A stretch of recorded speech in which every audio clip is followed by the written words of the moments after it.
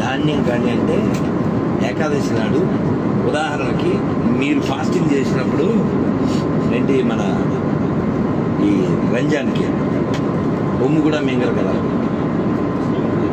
ఏకాదశి నాడు ఫుడ్ అంటే అన్నము నవధాన్యాలు కదా, రాగులు గోధుమలు ఇవన్నీ గ్రీన్స్. గ్రీన్ ఫుడ్ ఏది తినద్దు, non grain you can take. ధాన్యం కాని మీన్స్ స్వామికి నైవేద్యంగా సమర్పించి పూజించాడు అంటే అంటే దోశలు ఇడ్లీలు పులిహార్లు ఏం పెట్టకూడదు. You can take fruits or nuts or dates or roots.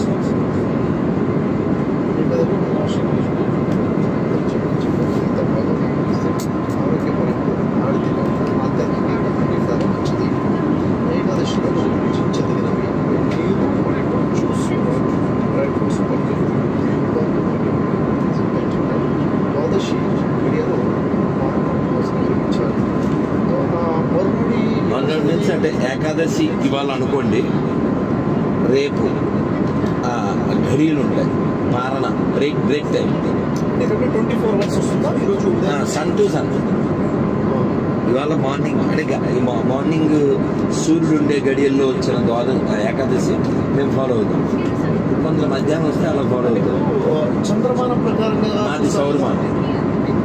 మాది అంటే అంటే ఒక్కొక్క సాంప్రదాయంలో ఒకటి ఫాలో అవుతారు కదా. ఓకే, స్మార్తులు చంద్రమానాన్ని, మేము వైష్ణవ పద్ధతిలో సౌరమానం. శౌర్యుడిగా వైష్ణవ విడిగా ఉంటారు అంటే టైమింగ్ మాత్రం మారుతుంది. టైమింగ్ విషయం ఏకాదశి ఫాలో అయ్యే విషయంలో టైమింగ్స్ మారుతాయి.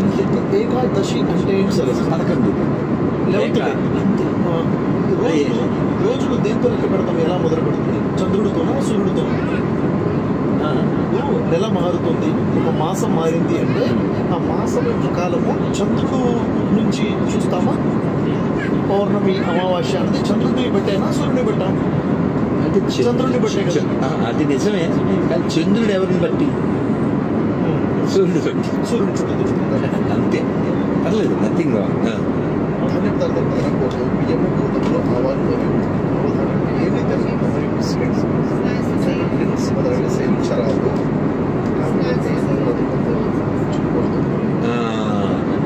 ఇవాళ అంటే మొన్న వెళ్ళిన ఏకాదశి వైకుంఠ ఏకాదశి వెళ్ళింది కదా.